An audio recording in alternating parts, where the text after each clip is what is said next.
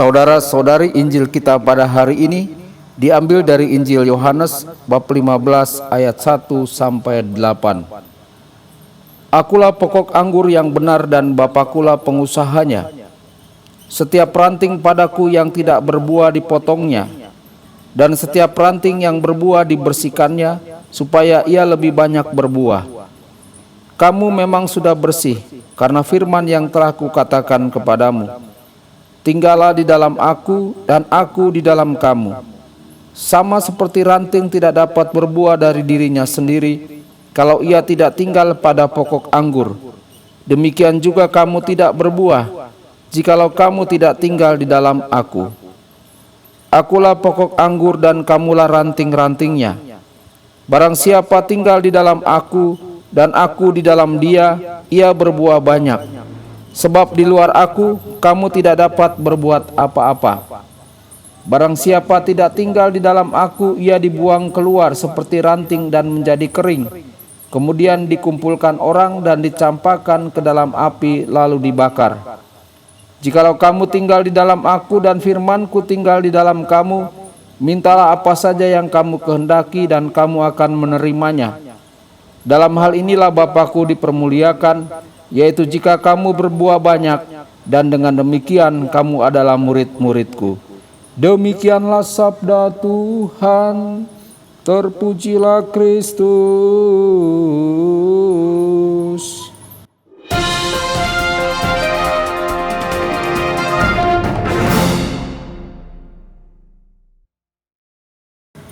Saudara dan saudari terkasih dimanapun Anda berada, jumpa lagi dengan saya Romo Tedens dalam saluran Warta Kabar Sukacita. Semoga Anda semua dimanapun berada senantiasa dalam keadaan sehat dan bahagia. Saudara-saudari, barang siapa yang percaya kepadanya tidak akan dihukum, tetapi barang siapa yang tidak percaya telah dihukum, karena ia tidak percaya dalam nama Anak Tunggal Allah. Di dunia saat ini, kebenaran dan iman dipandang relatif. Namun Yesus sangat spesifik dan menuntut apa yang Yesus ajarkan. Seberapa berharga dan pentingnya kata-kata Yesus bagi kita. Seberapa baik kita mengenal iman kita. Apakah kita merawat, mempelajari dan melindunginya seperti yang menjadi sandaran keselamatan kekal kita? Seberapa baik kita bisa mengartikulasikannya kepada orang lain? Saudara-saudari, para martir telah mati karena mengakui iman mereka kepada Kristus.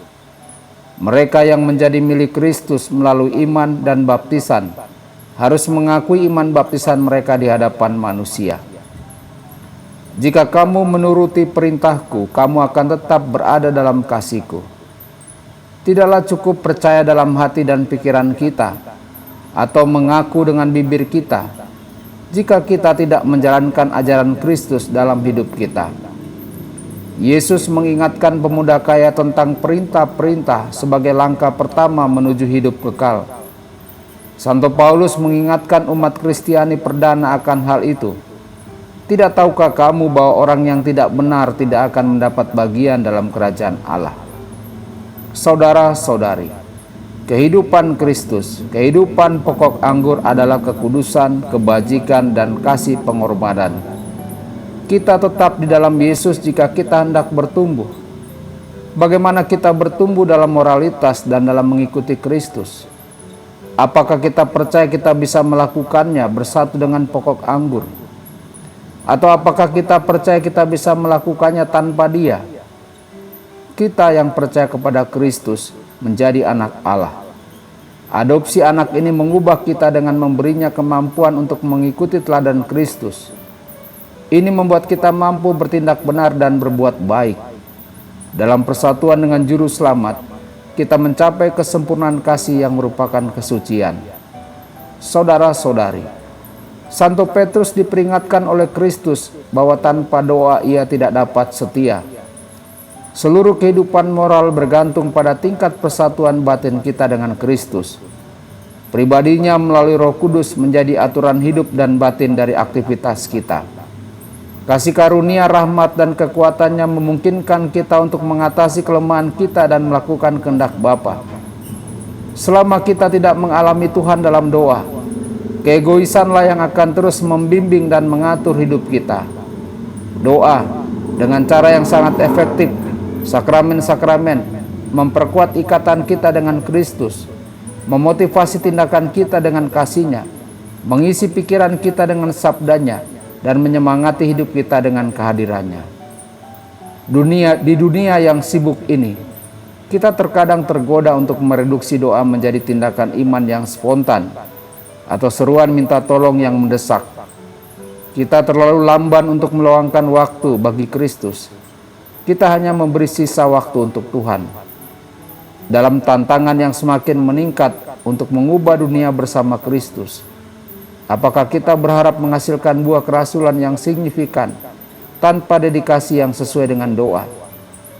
Di tengah hiruk-pikuk kehidupan, apakah kita percayakan kebutuhan kita akan momen-momen penting, eksklusif, dan dalam bersama Kristus?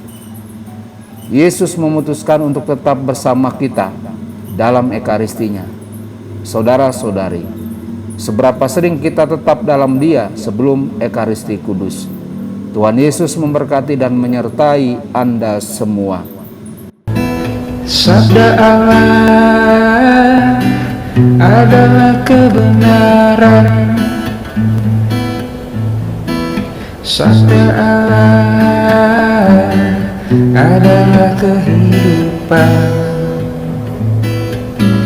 Mari kita mencintainya, mari kita menghayatinya. Ya Tuhan yang ku muliakan, sabdamu angkat resah